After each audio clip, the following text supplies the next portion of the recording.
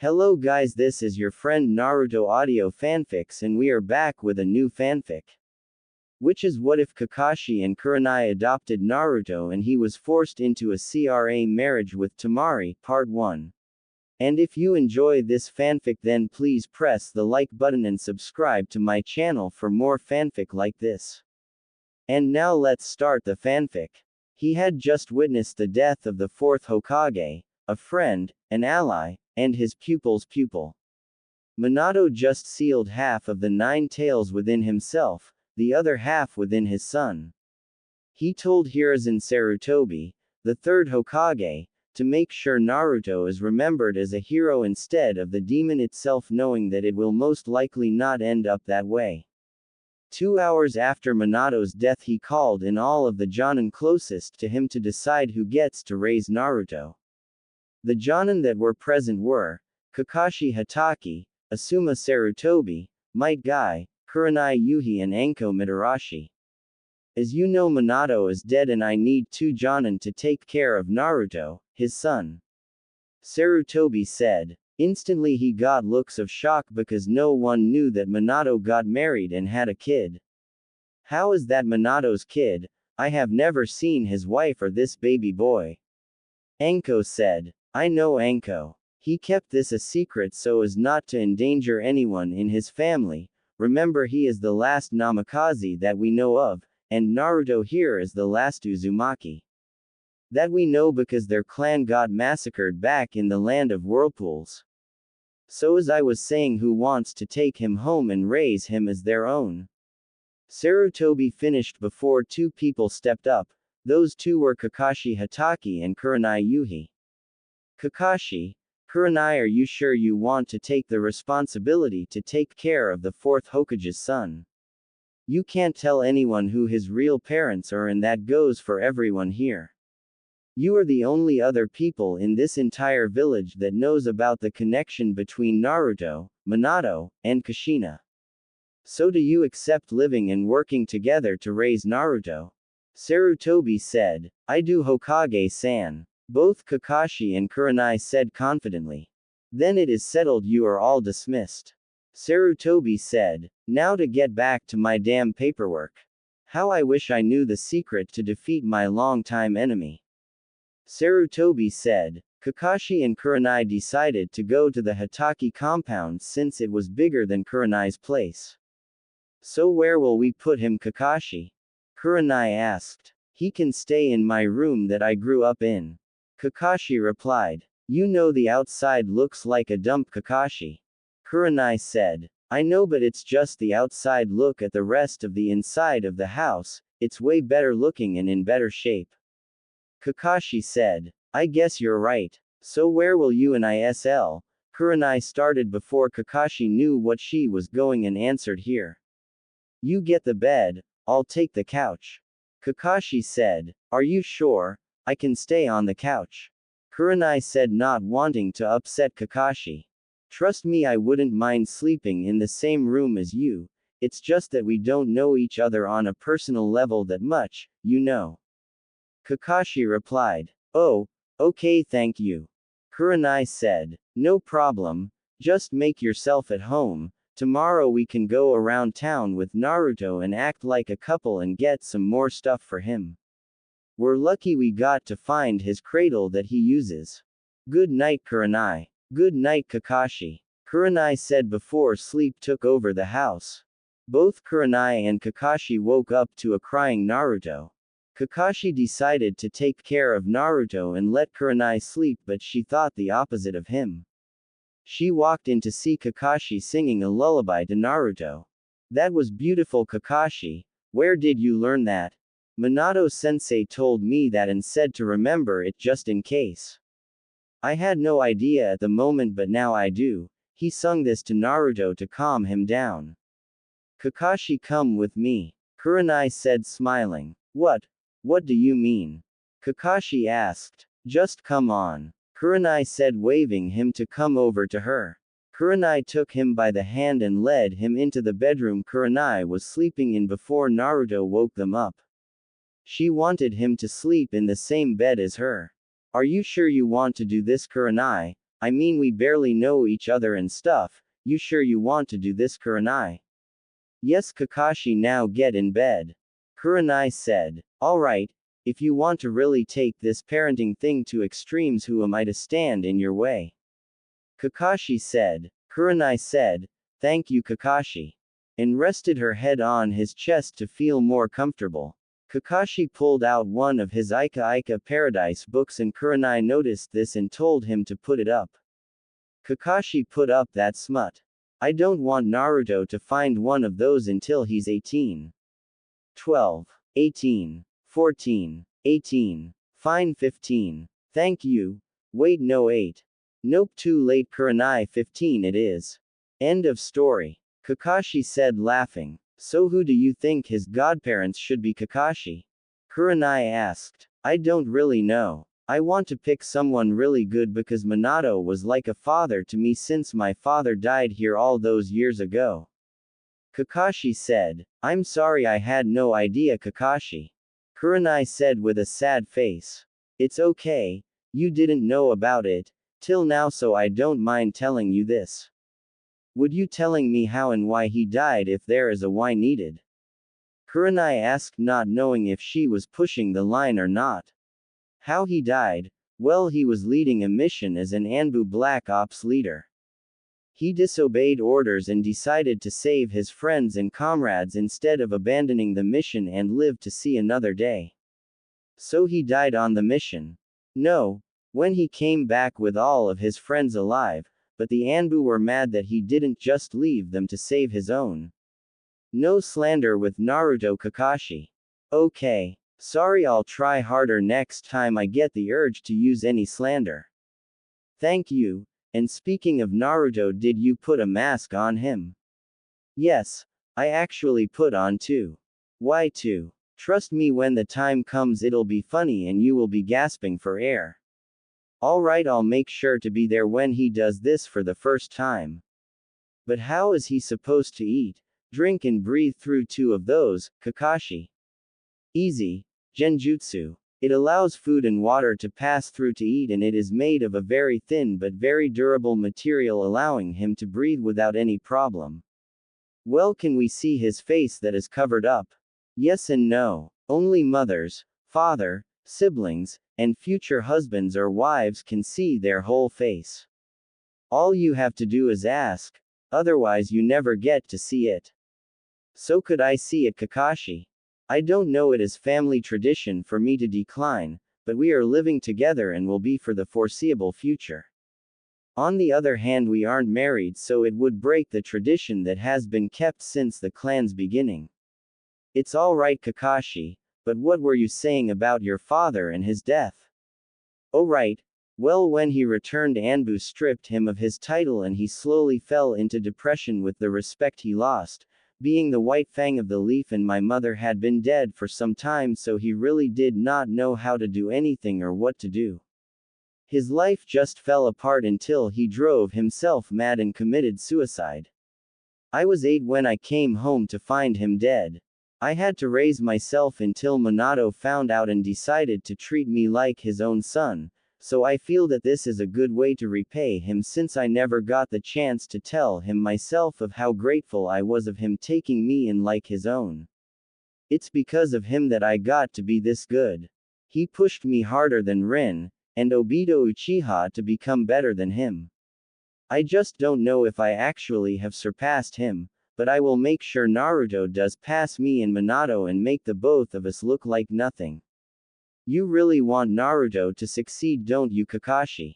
Yeah, I really want to help him. By the way, when do you think a good time would be for him to start training?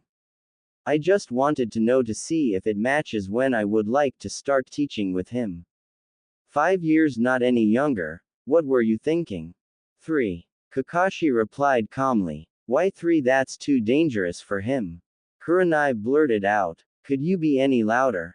And I chose 3 because if Naruto is to pass Minato and he has to start early. Besides, the training I have for him is just right and he'll soon be the just like Minato, a teen heartthrob. Kakashi said, laughing at the last part of what he said. Don't say that, Kakashi. I don't want to lose my baby. Kurenai said. Haha. It's okay Kurenai, we won't lose him. When he does find his girl I know something for a fact and I'll even make a bet out of it. Okay I'm listening Kakashi. Kurani replied wanting to know his bet. When he finds his girl she will be very strong as will he, she will be beautiful and he will protect her no matter what, and he will treat her like a girl woman should be treated and he will make her the happiest person in the world. 100 Ryo on this. How do you know she will be all of those things? Can you see the future? No I can't see the future but I just have a really strong feeling about this, so 100 Ryo good for you. You're on and I think I know the perfect people for his godparents. Now you know he already has some appointed to him by Minato. Well then tell me who they are before I tell you the people I'm thinking about. Okay his godfather is none other than Jiraiya the Toad Sage, aka the super pervert and the author of my favorite series of books. What Jiraiya? What does he know about taking care of a child if we pass away? It's okay, I think you'll like his godmother, Tsunade Senju. Kurenai's eyes got wide before speaking. You mean Naruto's godparents are two of the non-pedophile Sannin? Yep. Tsunade and Jiraiya are his godparents. So who have you chosen? Well his godfather will be Asuma Sarutobi and his godmother will be my best friend Anko Mitarashi. Kurenai said happily. Asuma and Anko huh? Well I don't see any problem with them just are you sure about Anko because she can be a little crazy. Yes I'm sure about Anko, she'll be great with Naruto. Okay if that is what you want I will go with it. Thank you Kakashi. Kurenai said getting closer to him and started to hug him. This caught Kakashi off guard. He decided to wrap his arm around her neck and she moved her head so the both of them would be comfortable. You're welcome Kurenai sleep well tomorrow we have a big day ahead of us. With that everyone was asleep and Naruto never disturbed either of them for the rest of the night. Kakashi walks into Naruto's room to see him sleeping and tries to wake him up for breakfast. Naruto wake up it's morning. Sure whatever. Naruto replied. Haha. Just like his mother Kurenai. Naruto seriously get up you are starting your training today and you need your strength to work with the regiment that I have set up for you. Kakashi said. Sure whatever. Naruto unconsciously said. Kakashi smacks his forehead. Time to pull out the big guns. Naruto free ramen at Ichiraku for the whole day. Kakashi said. Free ramen at Ikira? Wait a minute Odo why do you have to keep doing that? Naruto said getting excited before he realized Kakashi's lie.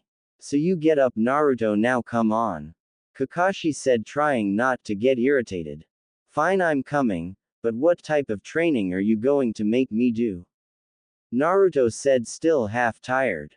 You'll see soon enough. And we're going to meet some of my friends and their kids at the Nara compound then we'll head over to the Akamichi BBQ pit for lunch and you can hang out with their kids. Kakashi said. Who are their kids Oto? Naruto asked. Shikamaru Nara son of Shikaku Nara and Choji Akamichi son of Choza Akamichi. They're your age and I thought it would be good for you to meet some other kids your age. First get ready and we'll head out to the Naras then go to the park for y'all to get to know each other and then we can head over to Choza Akamichi's BBQ pit. They have the best barbecue in Konoha. So what do you say Naruto you ready for today? Kakashi asked. Yeah I guess let me just eat and then we can head out. Naruto replied. Okay let's eat before your mom gets upset. Kakashi said chuckling. Naruto and Kakashi head into the kitchen to eat their breakfast. Kurenai greeted them and they ate then headed out to the Nara complex to meet Shikaku and his family. Kakashi knocked on their door and Shikamaru answered the door instead of his dad. You must be Kakashi Hatake. My dad's been talking about you guys coming over then going out to the park to meet others our age is that right? Shikamaru said. Yep that sounds about right Shikamaru. Kakashi said. Huh troublesome, just troublesome. Shikamaru replied. Haha, just like your father always saying things are troublesome. You must have inherited it from him. Kakashi said, grinning. Yeah, I did. Come on in, Dad should be out back. Naruto can come with me and we can play shogi or go. Shikamaru said. Okay, Naruto, go and follow Shikamaru. He'll teach you to use your mind and figure out strategies to solve some problems. It will come in handy when you become a shinobi. I'm sure Shikamaru already is an expert, so he can teach you the ropes. Kakashi said, smiling. Naruto listened and followed Shikamaru, and the two hit it off. For 3 hours the two of them were going at it, and Naruto soon got the hang of things and even beat Shikamaru a few times. The Hitakis and the Naras found the two trying to find a way to beat the other until Shikamaru realized that no matter what he did, Naruto would win. I give up. I can't do anything without you countering and in the end beating me. Shikamaru said. Naruto smiled at this and turned to see Kakashi, Kurenai, Shikaku and Yoshino, Shikamaru's mom, to see that they were ready to head out and meet some of the other kids their age at the park. You guys ready to meet everyone else at the park? Shikaku asked. Sure. Will Choji and Ino be there as well, or who all is coming? Shikamaru asked. Well, the Akamichis should be there along with the Yamanakas, and I think the Inuzukas will be there as well. Kurenai said. Well, this might be interesting. Are the Hyugas going to be there along with Tenten and her family going to be there as well? Shikamaru asked. Naruto was completely lost because he had no idea who all of these people were, but Shikamaru here knew exactly who they were. They all went to the spot that they were to meet at and had a run-in with Guy and his adopted son Lee. Kakashi, my eternal rival, how are the flames of youth with you? Guy yelled. Huh? You say something, Guy. Kakashi said, looking down at his Ika book. Aw damn, you're too cool. Hitaki attitude. Have you brainwashed your son as well? Lee asked Naruto. Guy screamed. Naruto, my eternal rival, how are the flames of youth with you? Lee yelled. Naruto looked out of the corner of his eye to see Kakashi nod at him, and he got the signal. Did you say something? Lee, was it? Ah, he's been brainwashed as well with that too cool attitude from the Hatakes. Lee screamed. Naruto and Kakashi were trying to hold back laughs but couldn't keep it in and were laughing so hard they were rolling on the ground, and everyone else wasn't too far behind until Guy and Lee were about to use their flames of youth genjutsu. Close your eyes, everybody. Kakashi screamed. Naruto tackled Naruto and Shikaku did the same with Shikamaru, and Kurenai with Yoshino hit the deck and covered their eyes. They heard a scream and looked over to see Kiba and Ino passed out. Lee, Guy, look what you did. Kiba and Ino are passed out. Shikaku yelled. Kakashi was starting to lift his headband to reveal his Sharingan before Lee and Guy ran for the hills, knowing what was coming next. That should be enough to get them running. Now let's check up on those two over there. Inoichi, Sum, how are they? Kakashi asked. They both got hit with the full blast of their genjutsu. I fear they will never be able to look at a sunset the same again. Inoichi said. Damn those two. I'm gonna kick guys, and Naruto will take out Lee with ease. Shikaku, if you want to join me beat Guy down, you're more than welcome to join me. Kakashi said. Oh, I'll join you. I'll use my shadow possession jutsu and you can use your Sharingan and take a couple shot, then I'll take some. Shikaku said. Kakashi grinned at that. Then Kiba and Ino finally woke up and all of them went to the park and started to hang out. Naruto and Shikamaru were getting along with Ino, Kiba, and Choji, who came a little after the sunset genjutsu. Kiba's dog seemed to like Naruto a lot and decided to give a baby tooth from his dog Akamaru and gave it to Naruto to show that their friendship will never die. After everyone got used to each other, they decided to go out to the Akamichi barbecue pit for lunch before everyone went their separate ways. Naruto got right to training with Kakashi, starting with a little warm-up of 50 push-ups, sit-up, pull-ups, run to the Hokage monument and back. Next, Naruto was to start with a substitution jutsu. This is a very low level one, so Kakashi thought this would be easy to start out with. So the main idea of this jutsu Naruto is that if you get attacked and a kunai or shuriken gets to you, can perform this jutsu and it will turn into a log. Here, try it on me. Throw the kunai at me and you'll see what I mean. Kakashi said. Naruto threw the kunai at his father, and when it connected there was a delay in it and Naruto thought he actually hit his father until there was a poof and a cloud of smoke appeared and a log replaced Kakashi.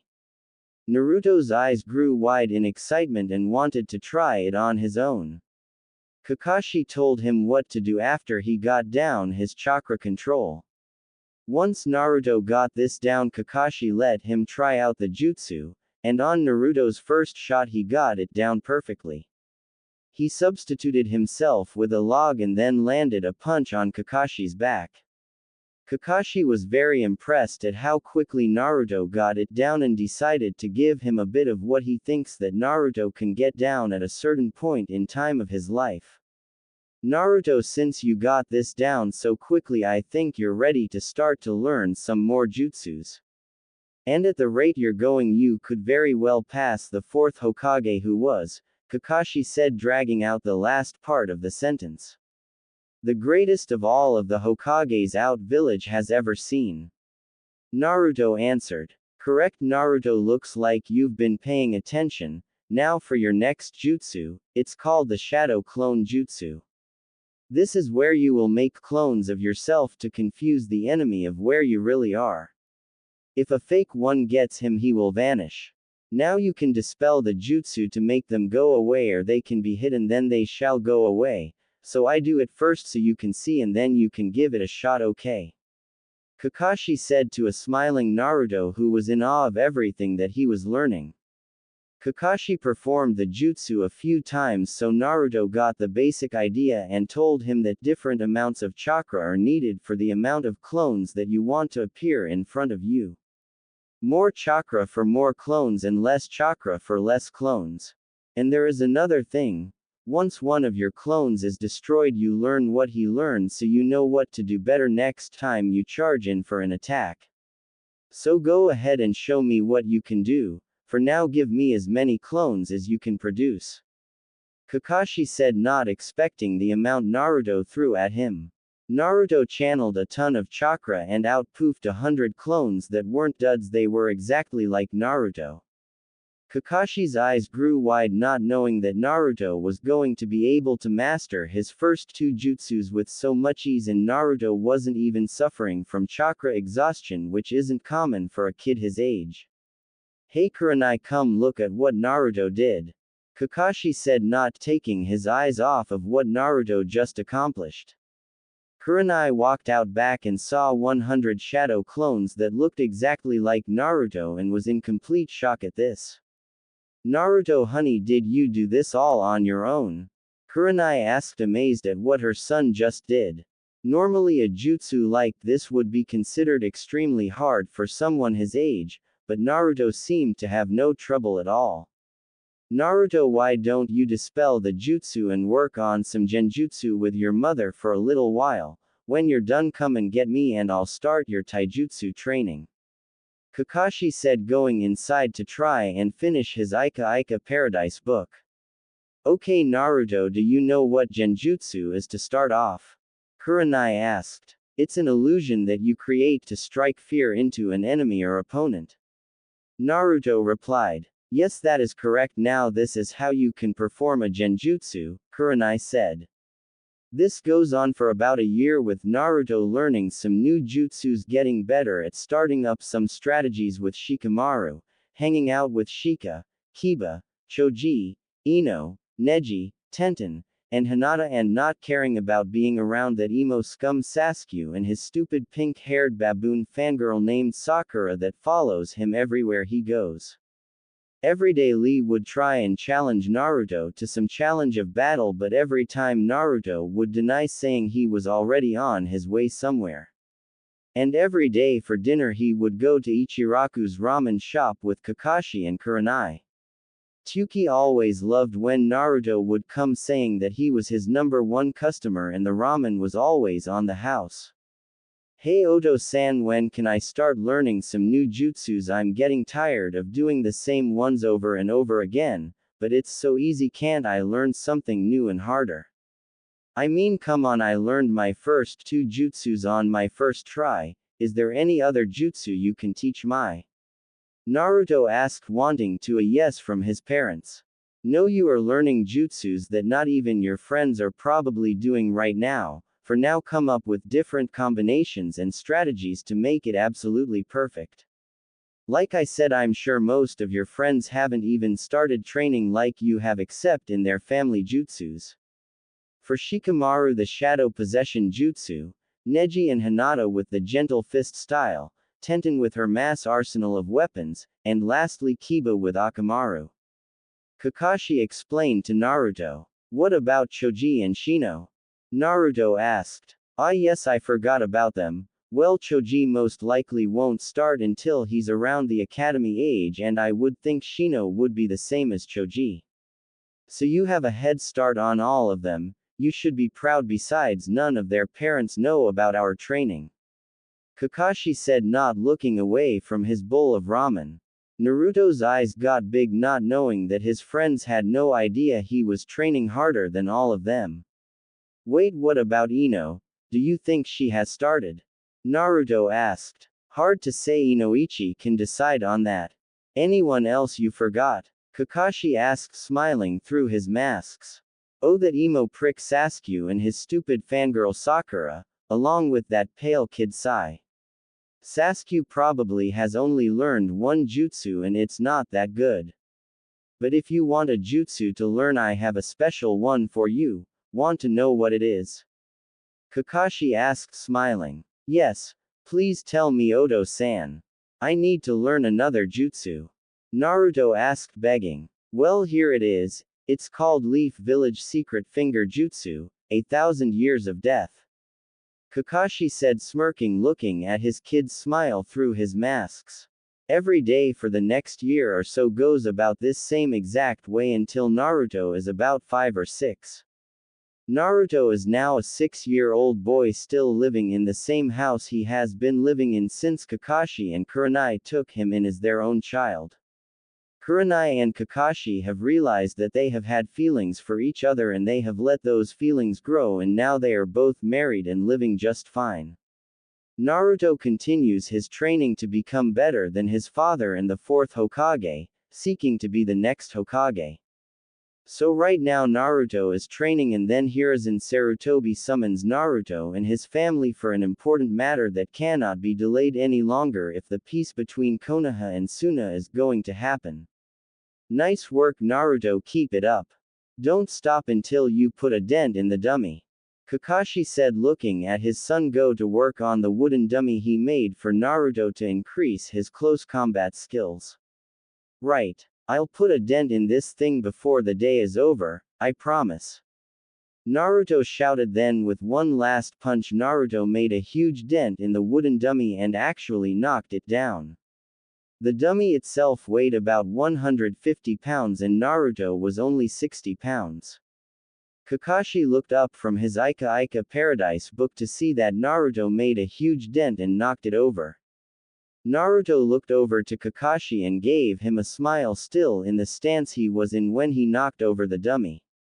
Nice job, Naruto. I think now would be a good time to rest and shower because you're going to be training for the first time in Kenjutsu, which is, Kakashi said, dragging out the last part of the sentence. Training with swords and the sorts. Naruto replied. Correct. Now go upstairs and shower so you are ready to leave for Tenten's. Oh, and Shikamaru wanted you to come over to their place for a few games of Go and Shogi. Kakashi said. Okay, Dad. Naruto said, walking upstairs to take a shower. Don't forget, we're going to see the Hokage today for an important meeting and you must come, no exceptions, Naruto. Kakashi said. Are you serious? Why do I have to go to the Hokage's office this time? Can't I just stay at home and train or something? Naruto said, complaining. No, you must be there. Now go or you'll find out what's behind my forehead protector. Kakashi said, getting very serious. Naruto said nothing and run upstairs to get ready to leave for Tenten's place. Kurenai saw the whole thing and went to Kakashi. Did you really have to scare him with saying you'll show him your Sharingan, Kakashi-kun? Kurenai said, sort of getting a kick out of it. Sorry Kur-chan, but he wouldn't listen to me, so desperate times call for desperate measures, wouldn't you agree? Kakashi said, giving her a quick kiss before heading inside. Kurenai could only smile at Kakashi and thinking to herself, I never thought I would have ended up falling in love with Kakashi and raising a child with him. Maybe one day we can have a child of our own and give Naruto a little brother or sister. Kurenai's train of thought was broken when Kakashi spoke to her. Hey Kur-chan, how's Naruto's genjutsu training going? Actually, I'm very surprised how good he is, considering the family he comes from isn't exactly known for genjutsu, more for fuinjutsu. Kurenai replied. That's right. I almost forgot the Uzumakis and Namakazes were the best at sealing jutsus. Kakashi said. Speaking of fuinjutsu, how is that going for him? Kurenai asked, since she only teaches Naruto genjutsu, while Kakashi teaches him nin, tai, and fuinjutsu, and Tenten's family will cover kenjutsu until Jiraiya comes back for Naruto to begin his training. Perfectly fine. He actually already has an emergency scroll for when he or one of his friends gets hit with Lee's flames of youth genjutsu. But Naruto will never get hit, so we have nothing to worry about. Kakashi said, chuckling a little bit. So what does he use for his friends? Kurenai asked, wanting to know since Naruto has never brought this up before. Well, for starters, Choji get a full bag of barbecue chips, Ino gets a bunch of flowers, Shino gets some bugs, Tenten is hearing swords clash against each other, Kiba is a dog bone, Shikamaru would have to be Naruto just yelling troublesome in his ear. Kakashi said, trying to remember if he got everyone. What about Neji and Hinata Hyuga? Kurenai asked. Naruto hasn't found anything for them except dumping cold water on them.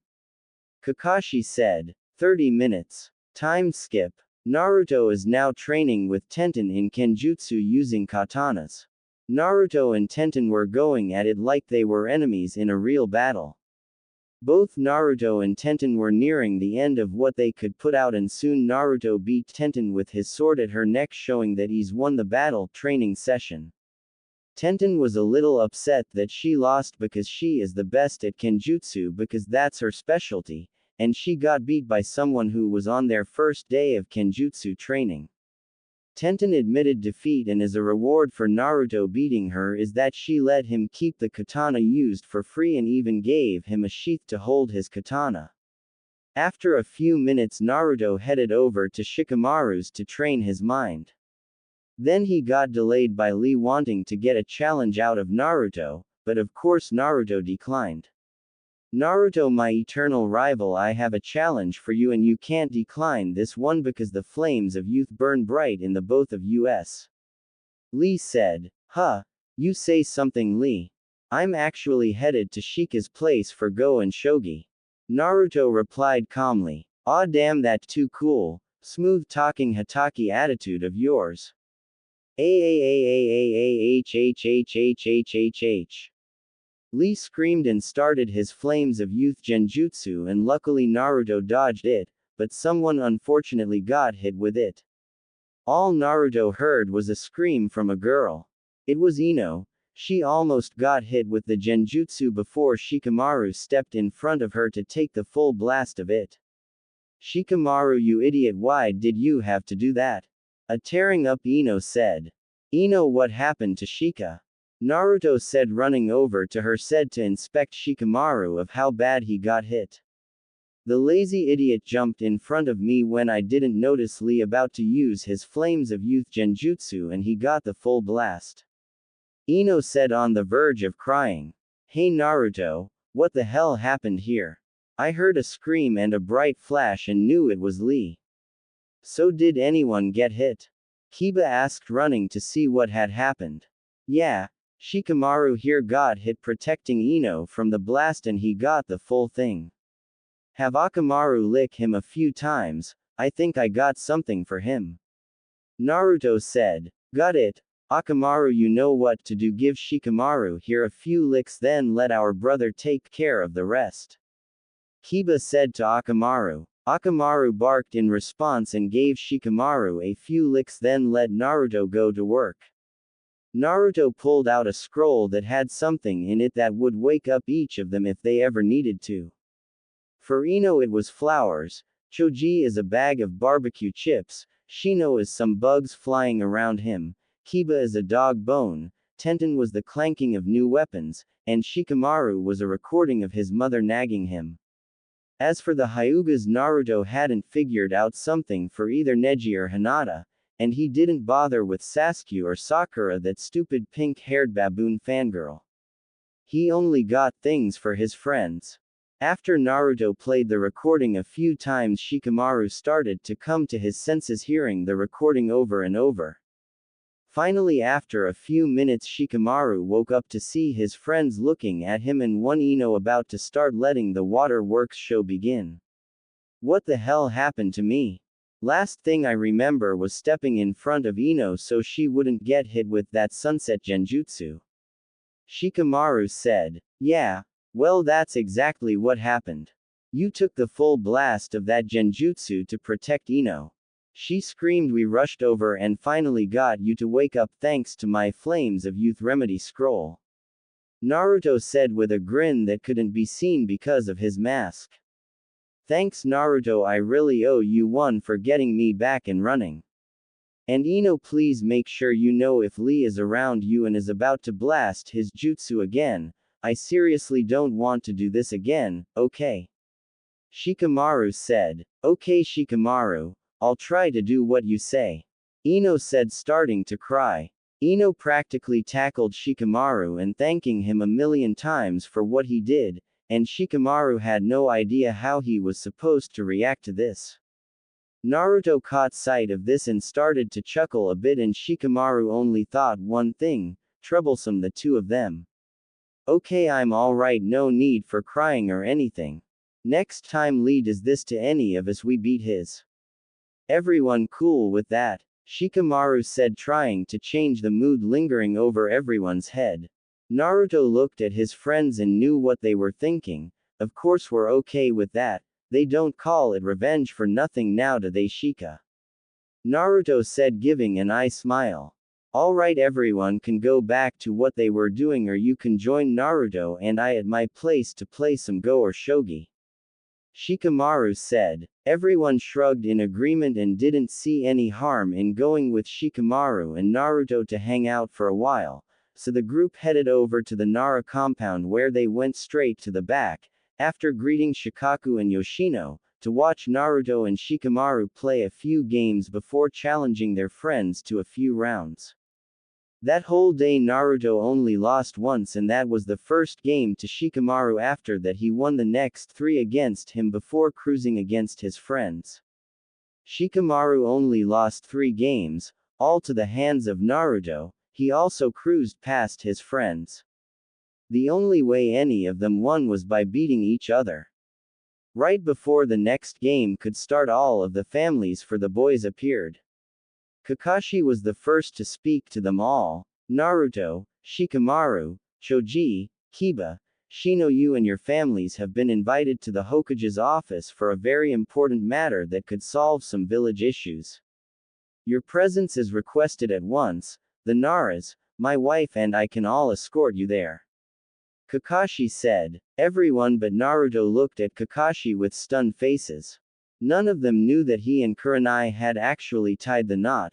It had actually happened before Naruto's 5th birthday, but they made it a private wedding and Kakashi forgot to tell everyone, for a year. Since when have you two been married? No one has ever said anything about that. Shikaku said to one of his best friends, the other being Choza. Before Naruto's 5th birthday, I guess I forgot to inform everyone about that. Haha. Kakashi said, grinning through his mask. Whatever, let's just go to the Hokage's before he kills us. Shikaku said. With that, the 5-6-year-old boys and their families made their way to the Hokage's office. Once inside, Naruto was the first to notice an older man with 3 kids, a blonde girl with 4 ponytails about 9 years old, a brown-haired boy about 8 or so, and another red-haired boy about Naruto's age. Naruto didn't really notice the boys because he was captivated by the young girl's beauty. All he could do was stare at her with amazement. She soon noticed this and turned to see Naruto staring at her, and instead of Naruto turning away like a shy boy, he kept on staring at her. This of course started to make her blush, and as a result Naruto noticed her cheeks starting to flush and started to nervously scratch the back of his head and blushing himself. Naruto soon heard his name called by his parents and went inside the Hokage's office still blushing at the girl he had now formed a crush on and was praying that he could see her one last time, but Naruto's train of thought was broken by Hiruzen Sarutobi starting to explain why they were summoned on such short notice. Sarutobi quickly asked his assistant to bring in their guests, who were none other than the man with 3 children that Naruto saw less than 30 seconds ago. Everyone, this is the 4th Kazekage and his 3 children, going from oldest to youngest, Temari, Kankuro, and Gaara. They are here because we want to strengthen the alliance between our villages, so Kazekage-sama here has decided how this will go along. Kazekage-sama, if you would, Hiruzen said. Thank Hokage-sama. Now, as Hiruzen has stated, I have asked to strengthen the alliance between our villages because if Iwagakure attacks us and takes over us, they will be extremely close to Konohagakure, and we all know that Iwa and Konoha have some history since the Third Shinobi World War because of the Yellow Flash, so here is what I'm considering. My daughter Temari will marry one of the boys here in this room. Depending on the training they have done will determine how well I believe they can protect my daughter when it is needed. The Kazekage said. Every one of the parents gasped at what they were hearing. It was possible that one of their boys could end up being engaged at the age of 6 to the Kazekage's oldest child and only daughter, Temari. So with that being said, I will go from left to right to see what training your child has undergone. So with that being said, the family on the far left, please introduce your clan name, child's name, and what training they have undergone so far. The Kazekage stated. Very well, Kazekage-sama. We are the Aburame clan. This is Shino Aburame and our clan specializes in bugs, so we are approaching the appropriate age for Shino to start training, so no training has been done. We are from the Inuzuka clan. This is my son Kiba Inuzuka with his life partner Akamaru.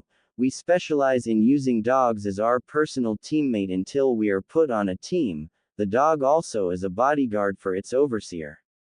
We too haven't started any training yet, Kazekage-sama. Sume Inuzuka stated. We are from the Akamichi clan. This is my son Choji Akamichi, and we don't start our family jutsu, which is expansion jutsu, until around academy age, so no training has been done for Choji here. Choza Akamichi said. The Kazekage was getting frustrated with the fact that half of the families here haven't even started training their child yet, and next up is the Naras, Uchihas, and lastly the Hitakis in that order.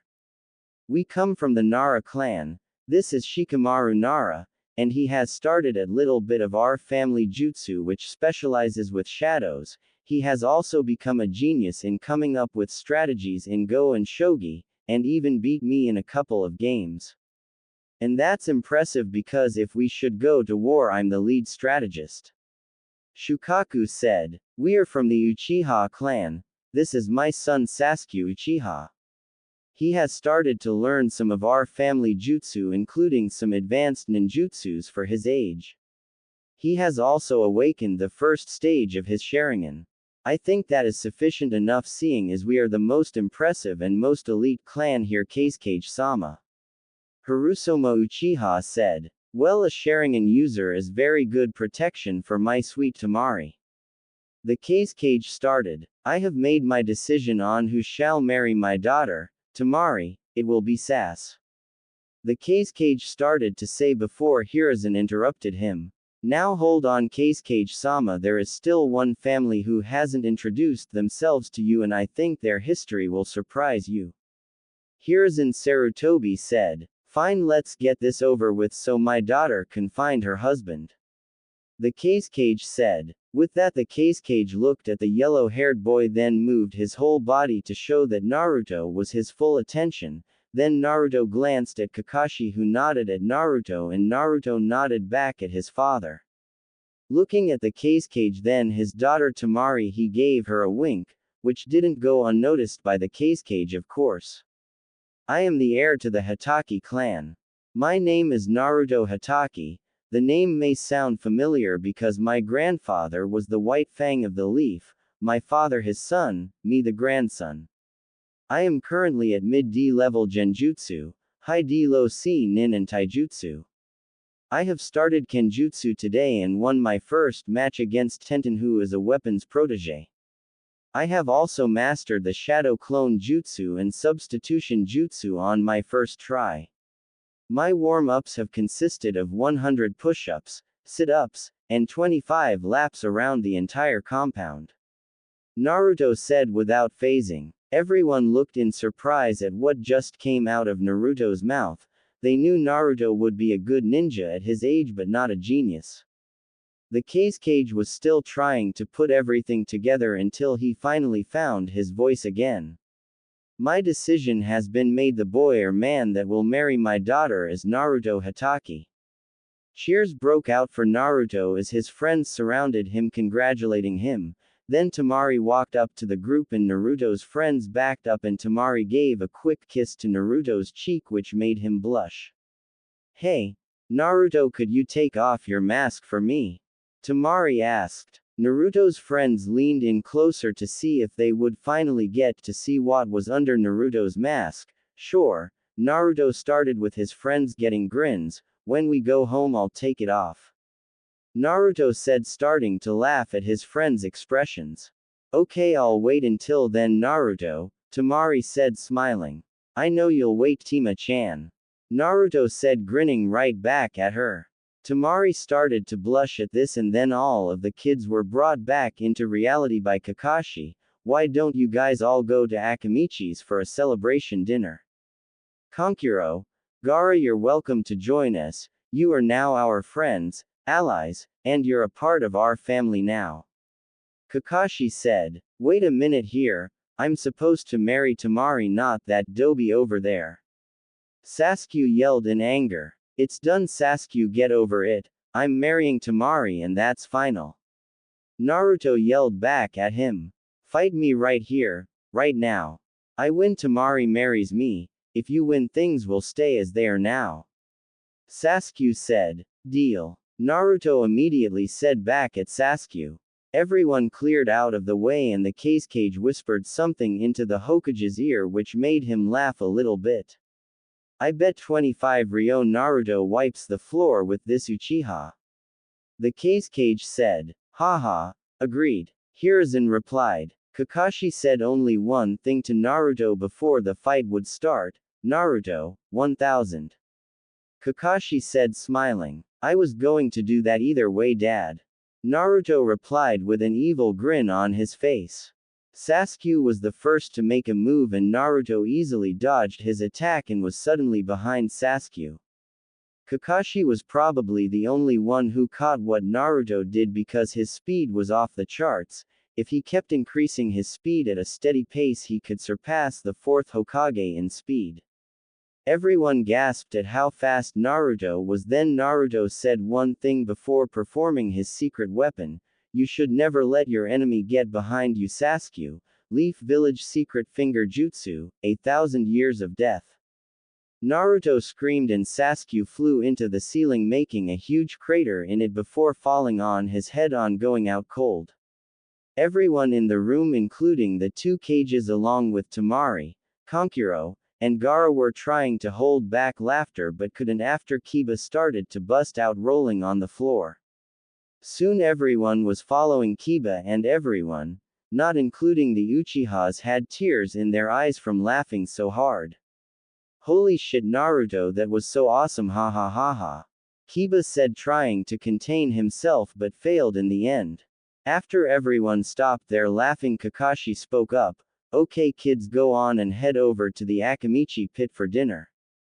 Kur-chan and I will catch up, we just have some important business to be dealt with. Hokage-sama and Keisuke-sama here. Are you sure, Dad? You want us to go ahead without you? Naruto said. Naruto, I trust Shikaku, Choza, Sume, and Shibi with my life. They are also some of my closest friends. Trust me, go on and we'll be there shortly afterwards to celebrate on your engagement and your first victory in a real fight. Naruto nodded and grabbed Temari's hand and they walked out of the Hokage's tower going towards the Akamichi pit led by Choza himself. Hokage's office. Keisuke-sama, there is something you need to know about Naruto. Kakashi started. He isn't really our genetic child, he's the fourth Hokage's child who was also my sensei, Minato Namikaze, who married Kushina Uzumaki. They both died when the Kyuubi was unleashed on our village several years ago. I just want you to know that should Naruto and Temari have a child, that child will have 100% Kage in it. Half of it will come from Temari, who is your daughter, and the other half will come from Naruto, who, as I said, is the fourth child. And I believe Naruto can become Hokage himself. Kakashi said. I have no problem with this news, that will just make their names longer when they officially get married. We'll be staying here for a week and then we shall leave Temari in your hands. We would also request that Temari stay with you so she is better acclimated to her new family. The Keisuke said with a smile. I am sure Naruto will have something to say about this, but for now, why don't the four of us go out and celebrate with Naruto and his gang?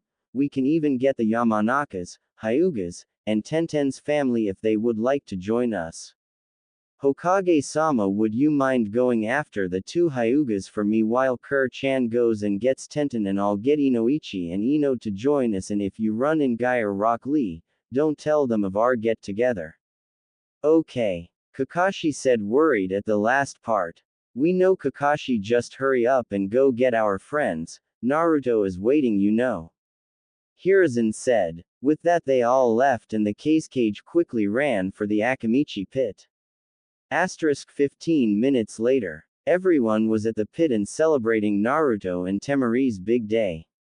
On one side of the table sat Naruto and Temari in the middle, with Temari on the left of Naruto and Gaara on his right. Kankuro was at Temari's left with Kiba to the left of Kankuro. On Gaara's right was Shino. On the other side you had Shikamaru across Naruto, Choji in front of Temari, Hinata in front of Gaara, Neji in front of Kankuro, Tenten in front of Kiba, leaving Ino on the opposite end of Tenten's row. Everyone was enjoying the good company, and because Neji, Hinata, Tenten and Ino weren't there, Naruto retold the whole story and everyone was laughing and having a good time with each other. The parents were across the walkway talking and getting to know each other better, and they did. The whole night was filled with laughter from both the parents and the kids. Asuma and Anko even got word about this, so they decided to drop by and see what was going on. When Kakashi told them about the fight between Naruto and Sasuke, Anko couldn't hold out any longer and Asuma wasn't doing that well either, and within seconds the two of them were laughing so hard that they were bawling their eyes out. Our godson is amazing, isn't he, Asuma? Anko said. Yeah, no doubt about it. I would love to have Naruto on my team if I got one this year. Asuma said. After 2 hours passed by, everyone was outside talking with each other, until the crowd died down to the Hitakis and Temari's family. Well, as you know, Kakashi, we are leaving in a week for Suna, and I expect that you take great care of my daughter until the next time we see her. Lord Keisuke said. Wait, Temari has to leave her family in order to stay with me? Naruto asked, confused by this statement. Yes, Naruto, you see, I feel if she stays with you she'll learn a lot more than if she were to go back home with myself and her brothers. I'm doing this so the two of you spend time together and get better at being a ninja. I know you'll push her to be the best she can be, Naruto, Please take care of her. Will you do that for me? Lord Kazekage asked. Yes, I will take care of her, but she stays with me for the week then leaves with you to return home. Naruto said without changing his tone. Why? Temari must stay here with you. Naruto, you are her husband-to-be. You can't abandon her. Lord Kazekage was about to finish when Naruto interrupted. I know this seems like I'm abandoning her, but I assure you I have thought this through, and I want her to leave with her family because she can learn all she can from Suna. Then the next time we see each other I can teach her everything I have learned up to that point. Once I get out of the academy, the very next Chunin exams will be when we see each other again, and from there we shall live together. Does that sound alright to you, Lord Kazekage? Naruto asked with a grin. The Kazekage was shocked as to how much Naruto really thought this through for each of them. Temari would learn all of the wind jutsus from Suna, then Naruto could teach her jutsus from Konoha and vice versa. I will accept this offer, young fox. I wish the best of luck until the next time we see each other, and I hope it's the Chunin exams. If that is all, I will be on my way with the boys to the hotel. I leave Temari in your hands until the time we depart from here to return home. Lord Kazekage said. Actually, there is one thing, if you would please follow me. Naruto said as her grabbed Temari and took her bridal style and took to the tops of the buildings towards the Hokage Tower. He sure is a ladies' man, isn't he, Kakashi? Lord Kazekage said. He sure is, but he didn't get that from me. Kakashi said. Then he took Kurenai bridal style, then took to the rooftops to the Hokage Tower. Not a ladies' man, my. The Kazekage said. Then he and Gaara along with Konkuro took to the rooftops to the Hokage Tower, following Naruto and Kakashi carrying their woman to the tower to see if Naruto could ask Hiruzen for a favor. Naruto, Kakashi, and the Kazekage all got to the Hokage's office to catch Hiruzen just about to leave. Hey old man, Naruto started as Temari thought how he could be so informal with his leader. Could I ask you for the favor? Naruto finished stressing the last two words. Are you sure it's time for this, Naruto? You realize this means you will have to make this as one of your top priorities, right? Hiruzen said. I understand, but I'm absolutely sure this is the right time. Naruto replied. Well then, if you're sure about this, then I guess I can't go against your request. Hiruzen said, then went over to his desk, then opened up a secret compartment in his desk, and inside was a wooden box filled with 3-pronged kunai with writing on the handle for locating it. Naruto grabbed the box and opened it and showed Temari and everyone what was inside of it. Naruto grabbed one of the 3-pronged kunai and handed it to Temari. If you ever need me to teleport to your side, you just have to send some chakra into the kunai, then stab it into the ground and I'll find you. I hope this works out for whenever you need me. Also one for Oto-san and Oka-san, and one for Asuma and Anko when we see them. I hope you like the gift. I was hoping to save it for a later time, but with the circumstances I guess there's no better time than right now. Naruto said, smiling at Temari, who quickly gave him a hug for how much he cared for her even though they haven't even known each other for a full day. Naruto quickly took advantage of the situation. He took Temari bridal style again, then hopped out of the window onto a rooftop, then hopped all the way to their house. Well, I guess we should be going. Kakashi said, scratching the back of his head. He quickly followed Naruto's lead and took Kurenai bridal style and followed Naruto's exact path. When the Hitakis finally got to their house, Kurenai was the first to speak. Since when have you been such a ladies' man, Kakashi? Kurenai asked. I can see Naruto being a ladies' man, but since when have you been so open? You haven't been like this for a few months, and I was wondering when you'd finally open up again. To be honest, I was getting to be a little worried about you. Kurenai said, grinning while she mentally came up with a plan to seduce Kakashi that night. Well, Kur-chan, with all of my missions I haven't been able to do just that, but trust me, in some of my free time I'll open up, just wait and see. Kakashi said, giving her an eye smile. Naruto and Temari were sitting on the couch talking and getting to know more about where each of them lived. Naruto was interested to know what life in Suna was like, while Temari wanted to hear everything about Konoha. The two were so engrossed in their own conversation that they thought they were the only ones in the house. Thankfully, because they were lost in their own world, Kurenai was walking behind their couch and swaying her hips to get Kakashi's attention and then lure him into her little trap she had set for him. Kakashi saw Kurenai swaying her hips and understood what she wanted. From there his crotch took over him as his pants were tightening the more his got aroused. Finally Kakashi walked into his and Kurenai's room and closed the door, then put a privacy seal around the room so they wouldn't disturb Temari and Naruto's get to know each other. Some time passed when Naruto decided it was best for them to head on to bed.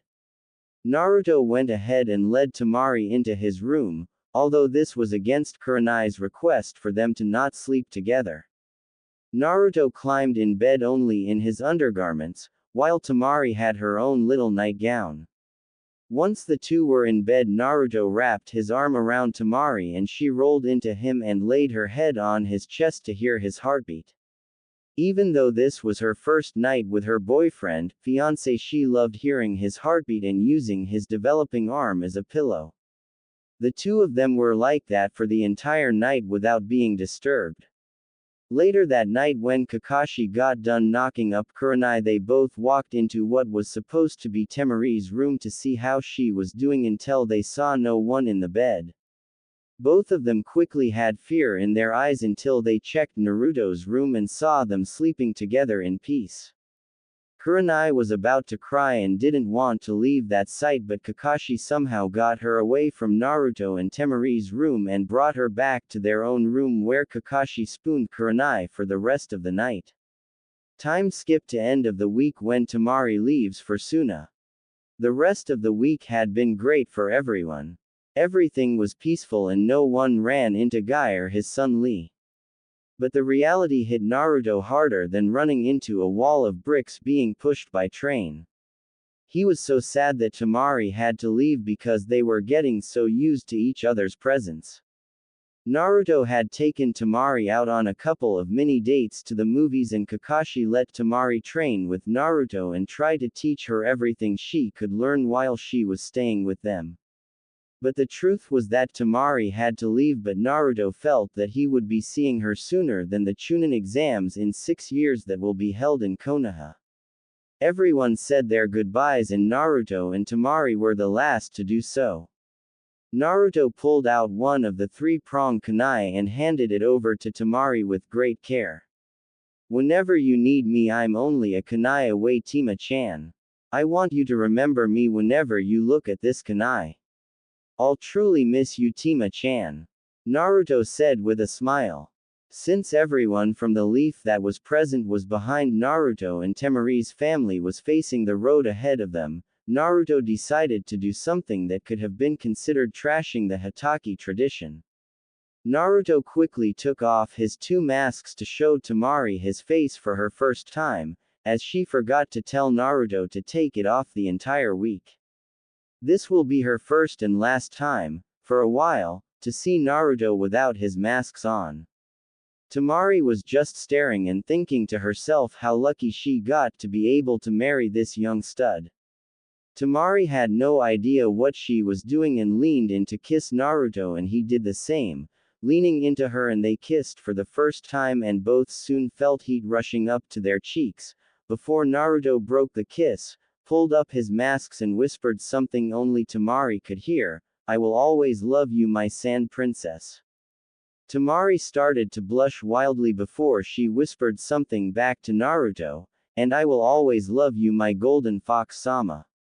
Naruto started to blush, then gave Temari a peck on the cheek before waving goodbye to his fiancée and to her brothers and father. Flashback. The day for our hero is here, graduation. Naruto will finally become a shinobi for the Hidden Leaf Village. Temari over in Suna has been a kunoichi for Suna for 3 years, Konkuro for 2 years, and this will be Gaara's first year as a shinobi. So let's visit our blonde hero. Naruto has woken ready to tackle his big day. Man, it's gonna be a great day once I become a shinobi. Maybe Oto-san will throw one of his legendary parties Aunt Anko has told me about. Naruto said as he stretched out the tiredness in his muscles. Kakashi-kun will not throw one of his legendary parties. Last time was when you went to Shikamaru's house and Anko got everyone drunk and we all had a hangover for a day. Plus Asuma almost got Anko pregnant. Kurenai said, rolling her eyes at her son, but smiling. I know Uncle Asuma almost got Aunt Anko pregnant, but they've been dating for over a year and Anko does want a kid. So why not give her a kid? Naruto said. It doesn't matter, Naruto. The two of them told me they aren't ready for kids yet and plus they aren't even engaged. Kurenai replied. Okay, I guess that's a good reason, but do you have any idea when Asuma will ask for Anko's hand in marriage? Naruto asked. As a matter of fact, I do know when, after the Chunin exams, but why is this so important to you all of a sudden? Kurenai asked, grinning. After Chunin exams, but that's when I was going to do it. Naruto yelled, a little upset at hearing this news. To who? Have you forgotten that you're engaged to Temari and for 6 years at that? Kurenai snapped back at him. That's who I was going to ask. I know we're going to be getting married because of politics, but I want her to know that I want to personally marry her because I love her and I will protect her. Naruto said, giving his mom a smile. I know you will. Now come on, you have to be at the academy in 2 hours for graduation. Kurenai said, smiling back at her son. 2.5 hours later. Naruto is sitting with all of his friends around him and they're all talking about a bunch of stuff. Iruka was running a little late because of depression problems that he's had that only 3 people have noticed, Naruto, Kakashi, and the Hokage. Naruto was just about to ask his friends if they knew what their element was, but Iruka finally showed up. And they got through the final welcomings and Iruka announced who the Rookie of the Year was in the Kunoichi of the Year. Naruto won Rookie of the Year and Ino won Kunoichi of the Year. The two were congratulated by everyone except the emo Sasuke and his banshee of a fangirl Sakura. Sakura was demanding Naruto to give up his Rookie of the Year award to her Sasuke-kun and demanded Ino to give her Kunoichi of the Year award to herself. But Ino just looked at Naruto and he nodded his head. Next thing you know, Ino punched Sakura in the gut and sent her flying through the wall of the classroom and into the next door classroom. Naruto had already walked up to the top row of the classroom with the rest of his friends, and when they all saw the punch they whipped out some cards with numbers and they all held up a 10. Even Shino joined in on this, and Ino gave them a bow and returned to her desk next to Shikamaru. No one knew that the two of them had been going out for a month or so except for Naruto and Choji. Everyone else just thought that they were really close friends because of their fathers being very good friends. Hinata and Kiba were even starting their own little relationship that no one knew for except for Naruto. It seems that Naruto is the only one that knows what's going on between all of his friends. Tenten had even tried a few times to catch Neji's eye, but he is just too damn stubborn to notice her. After the awards were passed out, Naruto was the first one called in to do the clone jutsu, and he nailed it. After everyone had gone, they all found out that they were all going to be shinobi with each other. But their big day wasn't over just yet. Iruka was going to announce the teams that each person would be put on. Flashback to the night before now. You all know why you're here. You will be requesting a team of genin for you to lead. So if there are any volunteers, please step forward now. Hiruzen said as everyone looked around at each other until Asuma stepped up. And who would you like to request, Asuma-sama? Hiruzen asked. Before I give my requests, Lord Hokage, it is my understanding that after the Chunin exams Naruto's fiancée Temari is to be joining our ranks. Is this true, Hokage-sama? Asuma asked. Yes, this is true. Temari will be joining us after we host the Chunin exams. Why do you ask, Asuma-san? Hiruzen inquired, already knowing where this was going. Well, now that I know that that rumor is a fact, I would like to request Ino Yamanaka, Shikamaru Nara, Choji Akamichi, Naruto Hatake, and when she joins us, Temari Hatake. Asuma said all 5 of the names without phasing for a second. Everyone had surprise on their face because if the Hokage accepted this, they would be the first team in ninja history to have 5 genin on a team, which would force the team to have 2 jonin on the team. I accept this request. Now who would you request to be the second jonin on your team? You will still be Team 10 or Team Asuma, but you must have a second jonin if you are to have more than 3 genin on the team. Hiruzen replied, Anko Mitarashi would be a great fit for the team. With her knowledge in fighting, she can be very useful for the team. Asuma answered his father and leader. Then I will accept this request. You can tell Anko if you want, or I can send word to her if you would like me to. Hiruzen said, that will be fine. I will tell her later when I find her, probably at the dango shop. Asuma said, starting to laugh along with everyone else, knowing Anko that's probably where she actually was. And believe it or not, she was. Everyone else made their requests, but Asuma's request was the only one that stood, and Hiruzen didn't do it because of Asuma being his son. He did it because he knew Naruto had a strong connection with Ino, Shika, and Choji. Plus Naruto is well acquainted with Asuma and Anko, with the 2 of them being his godparents. Now if that is all, I have some damn paperwork to get back to, unfortunately. Hiruzen said, giving everyone a little chuckle. Flash forward to Naruto's graduation day asterisk. If I could have your attention, everyone, I will announce the teams. Iruka said. He got through teams 1 to 6 and then there was Team 7. Team 7 will consist of Sasuke Uchiha, Sakura Haruno, and Sai. Your jonin leader will be Kakashi Hatake. You shall meet him when he gets here.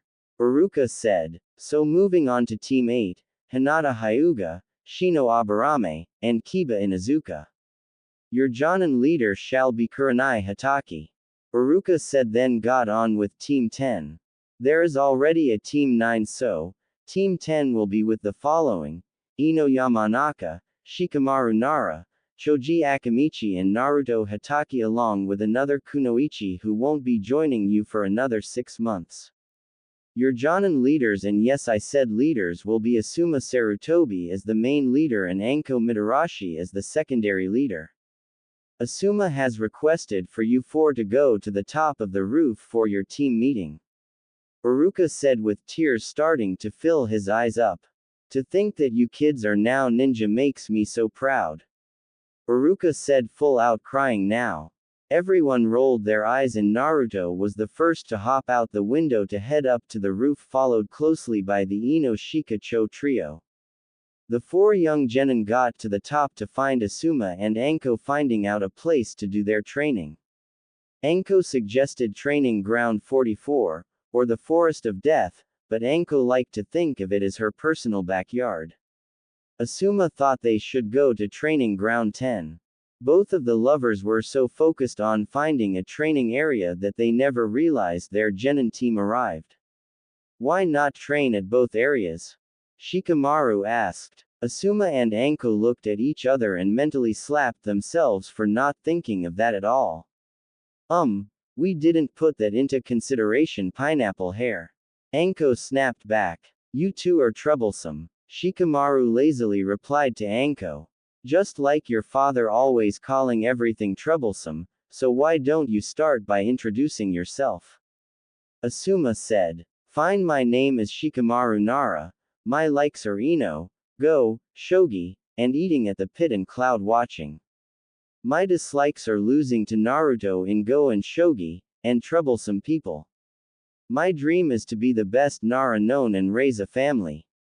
I guess that's it, Asuma and Anko sensei. Shikamaru said, sighing as he sat on the roof to watch the clouds. You're up, ponytail. Anko said to Ino, signaling the second introduction. Well, my name is Ino Yamanaka, my likes are Shikamaru, and flowers and hanging out with my friends. My dislikes are that pink-haired banshee Sakura and that emo freak Sasuke. My dreams are to be the best kunoichi and raise a family. That's it I guess. Choji, why don't you go? Ino said, finishing her introduction. Okay. My name is Choji Akamichi. My family own the local pit Shikamaru mentioned earlier. My likes are food, especially steak and pork, and of course my friends. My dislikes are stuck-up people, and people who call me the F word. Choji said before Anko whispered to Naruto a question as to what the F word Choji was referring to was, "Hey Naruto, what does Choji mean by the F word? Does he mean or fat?" Anko asked, and luckily Choji didn't hear fat, but Naruto replied, "Try the FAT word. Now if you do call him what you just called him, he will be extremely pissed. If you want to find a fight, just call an Akamichi fat." Naruto replied and explained to Anko and Asuma, who listened in on the mini conversation. Choji continued with his introduction. My dreams are to take over my pa barbecue pit, show people that even though I'm bigger than most people, I can still be effective as a ninja. That's all for me. Oh wait, I want to raise a family like Shikamaru and Ino. There, that should be everything. Looks like you're up, Naruto. Choji said as Naruto got up to speak and introduce himself. Well, that leaves me. Y'all know me, I'm Naruto Hatake. My likes are my Tima-chan, my friends and my family, and ramen from Ichiraku's. My dislikes would have to be that annoying pink-haired banshee, and her weak Sasuke-kun, plus anyone who tries to hurt my friends and family. My dream is to marry Temari-chan and raise a family with her and become Hokage so I can prove I am the best ninja in the leaf and protect everyone in it, even if they hate me and I them. Naruto said as he finished and sat down to hear what Asuma and Anko had to say. Well, thanks for the introductions. Asuma and I have agreed that every other day you will train at Training Ground 10 and Training Ground 44. Tomorrow we'll meet right here and go to Training Ground 44. So get some sleep and bring all of your equipment for tomorrow, trust me, you'll need it. Anko said, smirking, then left with Asuma. Well, why don't we go out and celebrate our little victory of becoming genin guys? Choji said, hoping they would agree and they could all go out and get some barbecue. Sorry Choi, I got to go home and train with Odo-san and see who he got along with, who Oda-chan got for her team. After tomorrow we will definitely get some food, Choji, I promise you that. Sashika, Ino, what are y'all gonna do now that we have the rest of the day to ourselves? Naruto explained, then asked. Well, Ino and I are going to walk around the village and just go wherever we may go. What about you, Choji, any plans for you? Shikamaru asked one of his best friends. No plans, that's why I was hoping we could go and get some food, but if you guys already have plans, that's cool. I'll just head home. Choji said with his head hanging and walking to his home, very sad. Everyone else had already gotten plans to do and he had the rest of the day without anything to do. Man, I feel bad brushing Choi off, don't you, Shikamaru, Ino? Naruto asked two of his best friends. Yeah, I kinda feel bad for brushing him off. Maybe we can find something to do first, as long as it's not troublesome or anything like that. Ino, Shikamaru stated, I'm fine as long as I can stay away from the flower shop for a little while. Ino said, I could use some time before training with Odo-san, so where should we go? I noticed Anko smirking when she said we would be at Training Ground 44 tomorrow, so why not scout out the place to see what we're up against? Naruto said. Shikamaru and Ino nodded at the idea and they caught up with Choji that they changed their minds and found where they wanted to go for the time being. Hey Choji, wait up. Ino said as she ran to catch up with Choji to tell him the news. Huh? Choji said, looking over his shoulder to see a smiling Ino running at him with Naruto and Shikamaru grinning and following Ino. Hey Ino, what's up? Choji said, still a little saddened about what happened earlier. We were thinking about your offer and we came to the conclusion that we could all have some time from our parents, Naruto with his training with Kakashi, Shikamaru getting nagged from his mother, and me with working at the flower shop. So we decided to go and see how much of training ground 44 we could scout out. So what do ya say, Choji? Will you come with us? Ino asked. Sure, why not? Any advantage we can have, we should take it. Choji said. Good, let's head over there now before we lose any light. Naruto said, walking up to Ino and Choji with Shikamaru. Naruto and the gang all left for training ground 44 with all of their supplies should anything or anyone attack them. Remember, Naruto, we have to be on alert at all times since this is foreign territory to us. Shikamaru said. I know that, Shika. We need to find a place where we can put our stuff in, so when we have training with Asuma and Anko we'll have a base with all of our things in it. That's why I brought 50% of my weapons with me in these scrolls. Naruto answered Shikamaru as he showed him and the rest of the team the scrolls. Now let's find a good spot hidden away and that no one else would find. If we have to make out ourselves, then we'll do it. Besides, I overheard a rumor when my dad went to a meeting with the Hokage. He said that the second stage of the Chunin exams held here in Konoha might be the Forest of Death or Training Ground 44. Either way, we should find a spot, so if we do have to come here for the exams, we are 100% ready for what this place has to throw at us. Naruto said with his usual smile. Hey Naruto, what about that spot right over there? It's out of the way and underground, so it would be hard for anyone to detect us. Ino said, hoping inside that they could quickly get out of the Forest of Death, as she was starting to get a little unsettled about the place. She felt like something or someone was watching them, and she was starting to get a really bad feeling about being here in the forest. Ino, calm down. Everything will be alright. Shikamaru said. He's right, the three of us won't let anything bad happen to you. Just stay calm and we can work through this together. Naruto said, looking back at her and giving her a reassuring smile.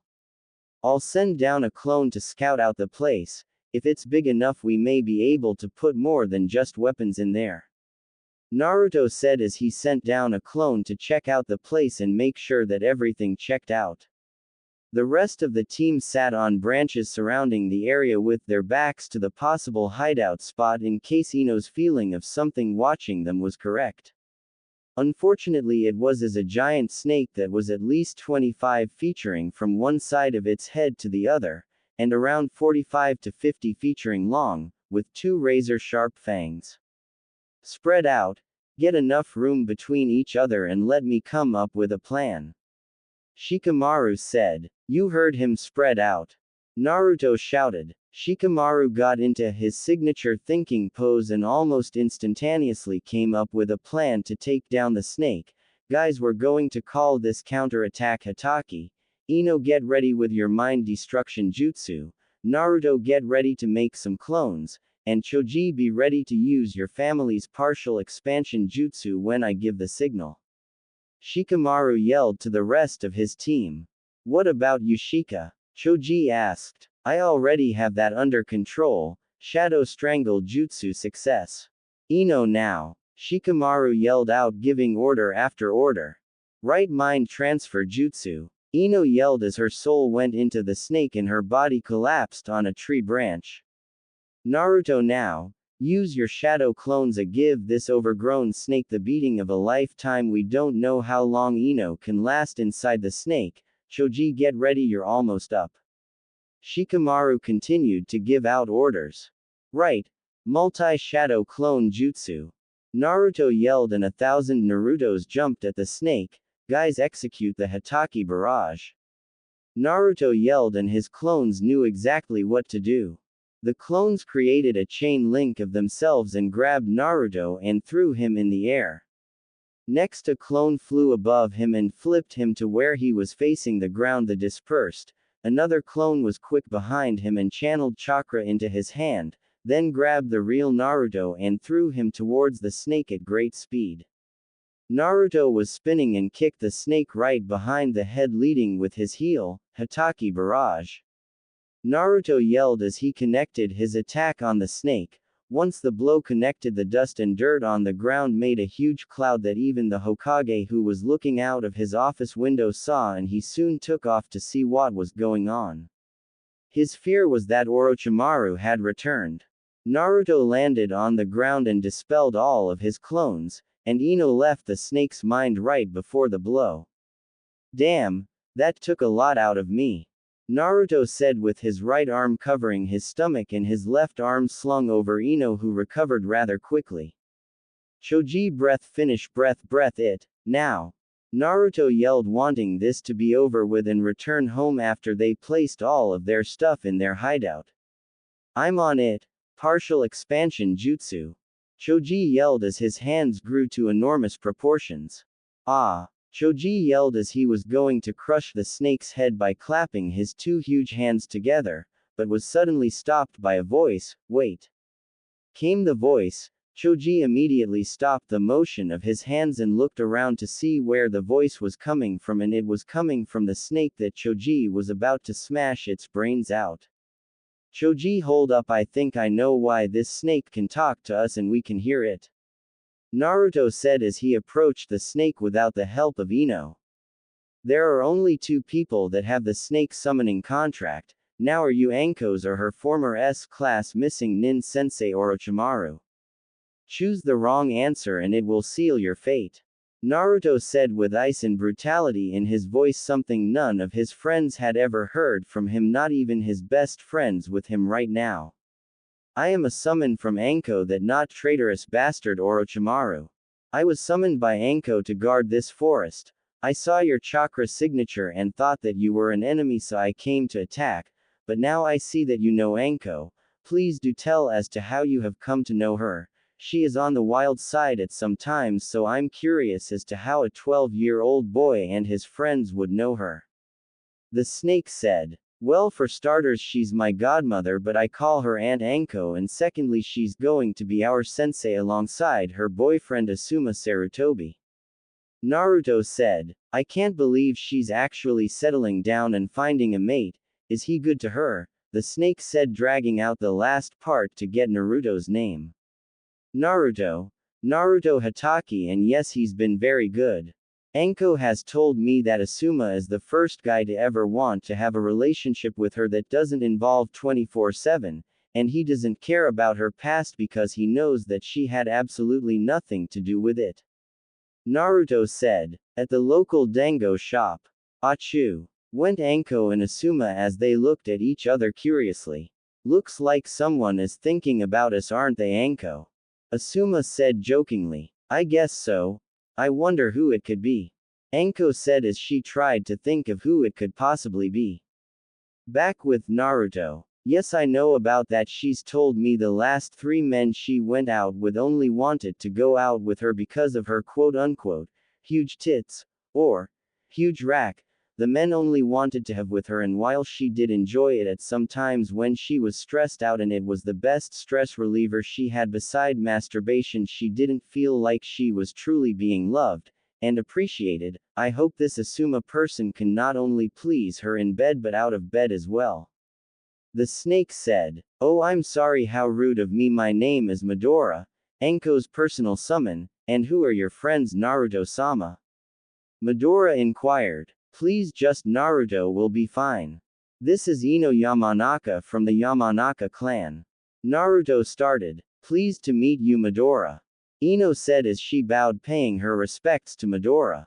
Oh, the Yamanaka clan is very good with mind jutsus if I recall, and with the name of Ino you must be Inoichi's daughter, am I right?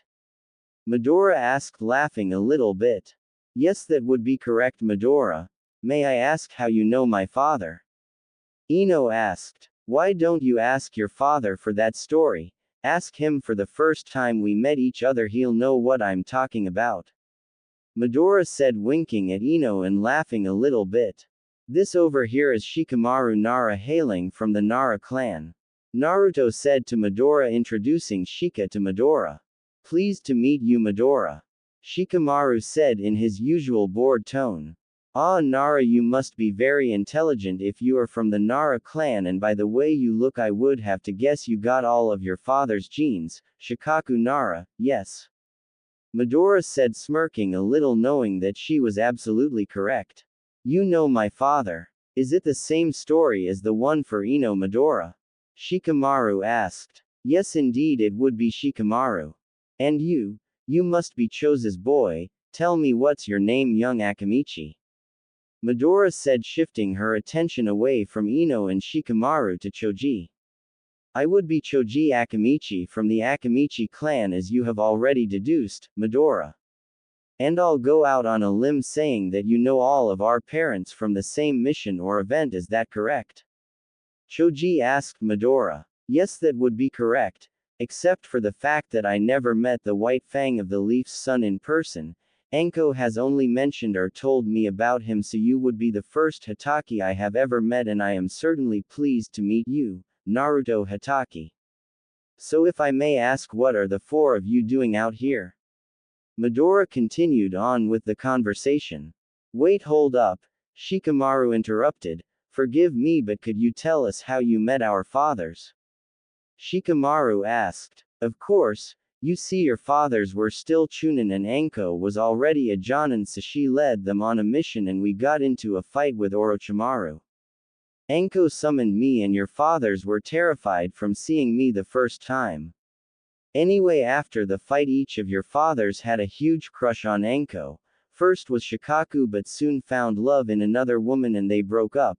Next was Choza and he treated her like a queen, but it was the same for him, his heart lied with someone else. Then there was Inoichi, whom Anko thought she would live with forever, but work got between them and soon they broke up. Eventually she moved on from them and has tried to find some other man that will protect her and not care about her past with Orochimaru.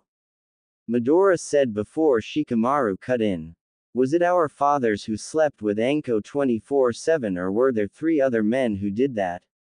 Shikamaru asked, hoping it wasn't their parents, or else he would be extremely pissed at his father for going so low. No, it wasn't any of them. In fact, Anko never had with any of them. After the breakup with Inoichi, Anko kept getting drunk every single night and eventually she thought she found her man, but again she was wrong. All he wanted was to use her as a baby maker and her whenever wherever. It was like that for the 2 that came after that scum.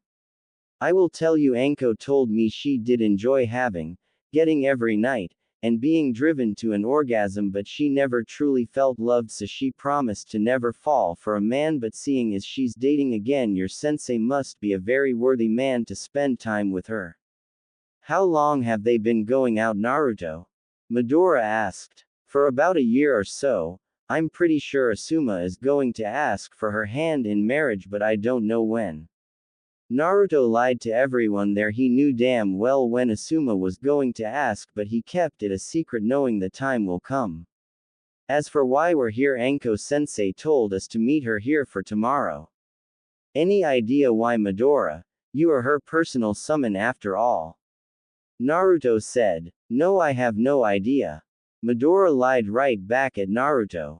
Oh well, then I guess we should be on our way then. See ya, Midora.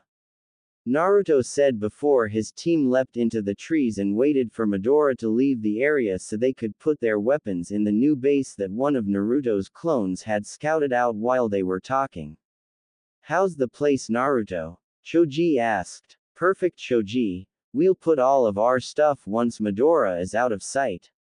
Naruto said. -30 minutes later. Naruto's clones had scouted out the entire forest of death and now he knew it like the back of his hand and drew out maps for Ino, Shika, and Choji to memorize for when they had their test. They had no idea about tomorrow. Naruto and his group left getting sleep for tomorrow's big day. The next day, Naruto and the rest of Team 10 arrived at the gates of Training Ground 44 and they looked at each other and nodded to one another. You guys have this down pat? Naruto asked. You bet. Ino replied with a smile. Without a doubt. Shikamaru said, grinning. You know it. Choji said. Good, you all remember where home is, right? Naruto asked again. Yes. They all replied. Before Naruto could get another word out, Anko interrupted them from her spot on top of the gate. Well, Looks like you children got a good night's sleep. Now here is your test. You have to strip me, that means every piece of clothing off of me. Anko said, grinning. Asuma was there as well and he collapsed from the huge nosebleed he got thinking of seeing Anko again for the second time in less than 10 hours. The night before, Choji and Shikamaru fell next to Asuma with nosebleeds of their own and surprisingly Ino had one of her own. Naruto was the only one who didn't get one partly because he never fantasized seeing Anko, only imagining what Temari would look like now if she was so it was pointless to try to get Naruto to think of Anko that way. Ha ha ha ha, wow the four of you are such perverts, except for maybe my Asuma-kun. Anko said laughing her off not expecting the reaction she received. What's the real test Anko? Naruto asked getting a little irritated. That's Anko-sensei to you when we are a team, at home and Anko or just plain old Anko is fine but when we are together as a team it will be Anko-sensei got Naruto. Anko said more than asked. Yes Anko-sensei. Naruto replied rolling his eyes and still speaking in his bored tone. Good your test is to survive for a full day. Anko started. I will send out summons to attack you but not kill you, they will have killing intent but they won't do it. Anko said. Like Midora, Anko-sensei. Naruto asked grinning for what was to come next. How do you know Midora Naruto? Anko asked in disbelief. We had a run-in the other day. Naruto said still grinning. Explain. Now. Anko said getting angry with her nephew. That would be for my team to know and you and Asuma-sensei to find out, so if you will all be taking the rest of my team into the forest of death to start. See you tomorrow morning Aunt Anko. Naruto said still smiling while waving back at Anko and carrying Ino on his back while Shikamaru and Choji recovered from the loss of blood. Oh and Anko if I wanted to I could give you a nosebleed worse than the four of theirs combined. Naruto said as he hopped off into the woods. Damn you Naruto Hatake. Anko muttered. Asuma get up we have the whole day to ourselves. I hope you know what you're in for. I've planned this out for a while so hurry up and meet me at my place, I wouldn't want to give you your surprise and have the Hokage walk in on it.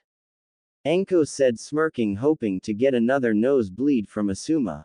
And she soon did. Unfortunately for her she had to carry him back to the village and to the hospital for him to recover. Flash forward to the next day. Anko had come to check up on how well Team 10 did in their survival test to officially become genin. To her surprise she couldn't find them and summoned Midora who said that she never saw the now genin either. What do you mean you never encountered them? You sent out the rest of the summons like I asked you to write Midora. Anko asked angry at how four ninja that weren't yet genin could outdo a snake summon from a Tokubetsu Jonin. The whole time Team 10 was hiding in their hideout undetected by Midora and her snakes. Naruto woke up the rest of his team after he felt Anko's presence approach them. Hey Shikamaru wake up Anko is coming our way, no doubt she's pissed on Midora not finding us the whole night. Naruto said, alright I'll get the others up, Yan Ino, Choji get up Anko's coming our way and she's pissed, so unless you want to find out what she'll do when she's pissed wake up. Shikamaru said to the both of them. Okay we're up Shika geez, did we pass the test or fail? Ino asked. We're about to find out Ino, so get up and get ready we may have to fight Anko as a part of the test. Everyone grab your kunai and shuriken prepare for the worst. Naruto said as he waited for everyone else to get prepared for a fight that may not even happen. Anko-sensei we survived just like you told us to so what do we do now?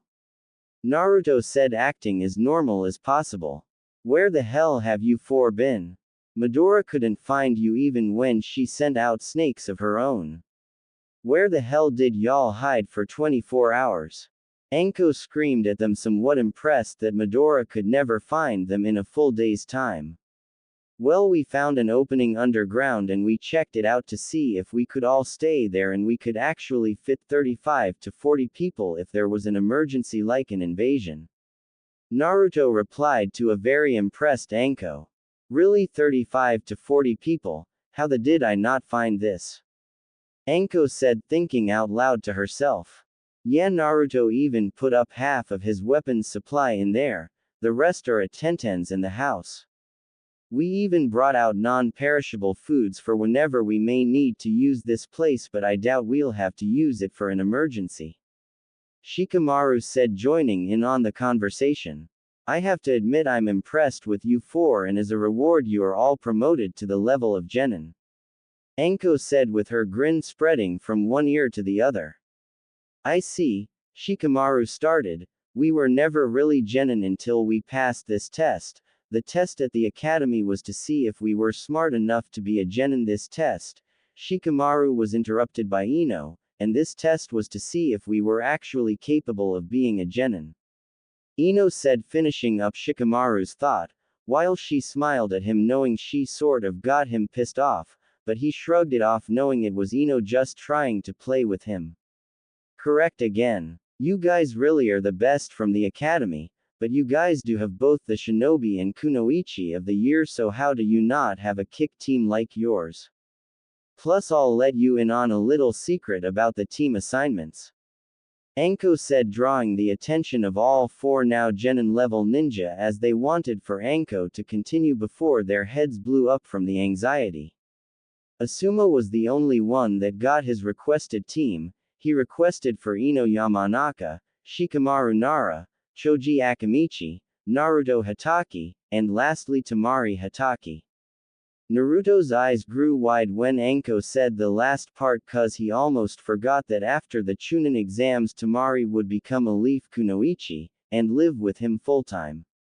Naruto now had mixed emotions going on within himself. He was just overjoyed that Temari was going to be on his team, but on the same token he was terrified that Temari would be extremely pissed that he had forgotten to send a letter or two to her when she left, and terrified that she might have found a more worthy boyfriend. But what Naruto didn't know was that Temari had been waiting for the year that she would turn 15, because that was the year that both Gaara and Naruto would become genin and she would be able to see her fiancé after 6 years.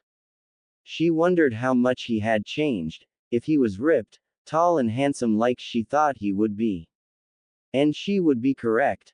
The only thing she didn't know was how Naruto looked. Naruto's yellow hair had grown out a bit, but definitely not to the length of the fourth Hokages. He was the strongest one in his class and stronger than those in the year before him. And on top of that, Naruto was at 4 feet 7 inches, which is short for a ninja of the age of 12. Usually they are from 4 feet 9, minus 5 feet. But with his short stature he had a bit of a weight advantage going for him, about 20 pounds. More than the average ninja his age. All of this was making a perfect track for Naruto to become the perfect ninja. So to put it to short terms, he has become the king of studs. Everywhere he went with his friends he knew there were girls drooling when he passed by them. He had even caught Ino, Tenten, and Hinata looking at him. And while he was flattered in a sense, something inside him told him to not make a move on them, and he didn't. Naruto shrugged this feeling off, thinking it was a gut feeling or an instinct, but it wasn't. It was the Kyuubi trying to talk to him, but the fourth Hokage put such an advanced seal on Naruto that it would take a shitload of time to get through to Naruto unless he was rendered unconscious and then forced to speak to Kyuubi. Anyway, back to Naruto not sending any letters to Temari. He is thinking that Temari is going to rip his head off, then feed it to some wild animals. But there will be none of that bullshit in my story, because the third Hokage has been saving Naruto's yet again. He has been sending letters to Temari telling her about how Naruto is doing and that there will be a huge celebration once he becomes a genin, and that she's invited to come and join to celebrate his accomplishment. Now Asuma had caught up with his team and got up to date with everything and congratulated them on becoming official genin for Konoha. Word was sent to Kakashi and Kurenai about this, and they were told to meet at the Akamichi pit for a party. Even the Hokage got word of this and said that he would join in on the celebration for Team 10. Minus 30 minutes later, everyone was at the Akamichi pit having the time of their lives. It wasn't until they finished their lunch that Kakashi stood up and spoke to the group. I'll be throwing one of my legendary parties to congratulate the best class of genin this village has seen since our very own. Kakashi was referring to everyone that you know of in this story and some others not mentioned yet. So in 3 days there will be a party at the Hitaki residence.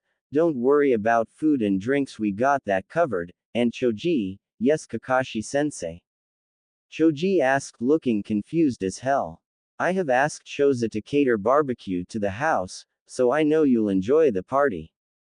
Choji with anime tears, thank you so much Kakashi-sensei. Choji said while crying. Naruto, someone of extreme importance, is coming to see you the same night of the party, so don't get drunk or anything. Kakashi said before he leaned in to whisper something that only Naruto would hear. Between the two of us I honestly give 0 if you get drunk, just don't get a hangover to where you end up sleeping with the wrong girl, trust me you'll regret it for the rest of your life. Kakashi said, smiling at Naruto when he pulled away from him and sat normally. End of flashback.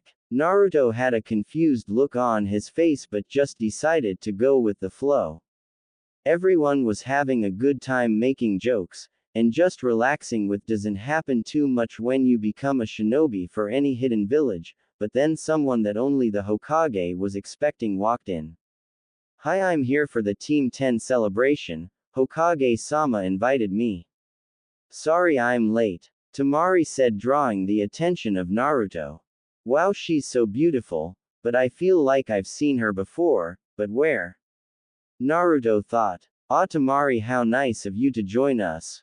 Hiruzen said, making Naruto have an enormous nosebleed. Naruto's nosebleed was huge and was out for a few minutes, but he eventually woke up and rose out of his seat and said what came to his mind, Temari. Temari. Naruto said, only able to recognize his fiancée by her sandy blonde hair put up in 4 ponytails. Naruto was just absolutely shocked that Temari had showed up to celebrate him being a genin when she could have stayed home to celebrate Gaara becoming a genin, but she chose Naruto over her own brother. Naruto got up and gave her hug, with Temari being 5 feet 2 inches and Naruto being 4 feet 7 inches. His head rested on top of her mid-C cup. Temari was a bit taken aback, but she wrapped her arms around Naruto and returned the hug. The parents and other Jonin were grinning at this and the rest of the rookie genin present, which is everyone from the anime minus Sakura. Sai and Sasuke didn't remember Temari, seeing as Naruto's family spent the most time with her the last time she was in Konoha. Naruto didn't want to let go of Temari because she smelled so good, like a sandy breeze, and Temari didn't want to let go of Naruto because he smelled like an open field with a breeze. Just kidding, he smells like ramen duh. After a while Naruto let go and looked up at Temari and smiled at her. You look amazing, my sand princess. Naruto said, taking a look at what Temari was wearing. Starting from what was closest to her skin, Temari had on a purple bra with matching purple panties. She had the fishnet armor that covered her shoulders and then went down to cover her biceps. It went down past her bust and went down to her waist, where it stopped on her right side but continued down to the top of her knee on her left side. Her right side had a piece from under her knee to above her ankle where she wore black shinobi sandals. She wore a light purple garment that wasn't on her shoulders and went down to the middle of her thighs. Her headband was wrapped around her neck, and to top off her outfit she had a black battle fan held in place on her back by a scarlet sash that wrapped around her waist. And you look amazing yourself, my golden fox-kun. Temari said, making Naruto's cheeks start to heat up. Temari took a look at Naruto and saw that he was well built for someone his age and followed Naruto to his seat, where she sat down on his lap since all of the seats were filled. His friends all threw smirks at him, but he rolled his eyes at them. Temari was getting caught up on everything that had happened in the last 6 years. She learned that 2 years after Temari left and returned home to the sand village, Kurenai gave birth to a baby boy and named him Arashi Hataki. Forgot to put him in the last chapter, but with it being a flashback and all, it was kinda hard to fit it in somewhere, so I thought why not here. Anyway, continuing with the story, Arashi was now 4 years old and he had started at the same time Naruto started to train as well. He was just like Naruto in every aspect except for the fact that Arashi can only do basic fuinjutsu. His kenjutsu is nowhere near what Naruto was at when he was 4, and lastly there was pretty much no shot at him being able to learn space-time jutsu. Arashi will be strong but not to the level of Naruto, but the one thing he showed great promise in was genjutsu like his mother. This came naturally to him, whereas Naruto had to train his off to get to where he is now, but Naruto was still a kick ninja, which he will display when a certain pink-haired bitch and emo faggot walk into the pit. "What are you doing here, Dobi?" Sasuke asked, glaring at Naruto. "What do ya think he's doing? He's celebrating with the rest of the Hidden Leafs genin that actually show promise," Temari said before Naruto could respond to Sasuke. Sasuke looked at Temari, then looked back at Naruto before saying something that pissed off Temari the most. "Who's the whore on your lap, Dobi? How much do you pay her for a lap dance, and does she suck your like a whore does?" Sasuke asked, smirking. "Oh shit," Naruto said to where only his friends could hear. "What's wrong?" Shikamaru asked, wondering what was going on in Naruto's head. "Well, before Gaara left he told me to never piss off Temari to where she goes into her stages of anger, as he put it. I had no idea what he meant back then, but now I know. He even named the stages as well," Naruto said as Temari got out of Naruto's lap and stood up facing the Uchiha scum. "Want to repeat that again, Uchiha?" Temari threatened, reaching back and grabbing her fan. "Stage 1. Naruto said as all of the genin, jonin instructors and even the Hokage randomly pulled out a notepad and pen and started to take down notes. "Want to repeat that again, stage?" Naruto said as everyone else wrote this down in their notepads. "I said, how much does the Dobi pay you to get his sucked?" Sasuke spat right back at Temari. Temari pulled off her fan and opened it to reveal all 3 stars and started to bring it back before Naruto got up to intervene. "If you will excuse me," Naruto said as he got up and had 2 kunai ready to go. "I'll make you suck your own if you have one, you Uchiha bastard," Temari said as she started to bring her fan forward before Naruto grabbed it and looked at Temari, telling her he'd handle this. "You know, now I really don't know who wears the pants in your relationship. Are you Dobi?" Sasuke said as this was the tipping point for Naruto. He was already pissed off that Sasuke called Temari a whore, but calling her an whore in the same minute was grounds for attacking the person, but this time Naruto was able to attack freely since Sasuke had started to go through the hand signs of a jutsu, fire style, fireball. Sasuke started but was cut off when Naruto threw the 2 kunai he had at Sasuke and he was pinned to the wall 6 inches off the ground. The kunai didn't go through Sasuke's shoulders but came pretty damn close. Naruto pulled out his katana that Tenten had given him as a reward for beating her, and this let everyone know he was serious. Anko and Asuma were about to get up before Kakashi spoke to them. "You 2 need to sit down. Naruto will handle this in a way that is proper. Trust me," Kakashi said, giving his famous eye smile. Anko and Asuma reluctantly sat down to watch how this would play out. Naruto put the katana that he named the Sword of Kami to Sasuke's neck. He named it this because he felt a great power surge within him whenever he touched the sword, and it was true, the sword did have some of Kami's power, as this was one Kami used himself. Then Sakura decided to be the bitch she is at this moment of all moments. "Don't hurt my Sasuke-kun, you baka," she said, making Naruto turn his head to look at her. "Shut up," Naruto said with killer intent. "Shut up, Haruno. You are a disgrace to what a true kunoichi is. You want an example of a true kunoichi because I can give you 3 right now. Temari could wipe the floor with your pink-haired. Ino won the Best Kunoichi of the Year award at the Academy for crying out loud, and Aruka-sensei told me that you didn't even crack the top 10 for that award. And don't even get me started on how many ways Tenten would kick you with her arsenal of weaponry, but if you don't believe me, go ahead and fight them all and you'll see firsthand. So I suggest you shut up right now before I come over there and slice you into a million pieces, literally. Is that understood, bitch? Naruto yelled at Sakura before she broke down in tears and ran out of the restaurant, and he focused on Sasuke, who had complete fear in him but hid it with a smug look on his face.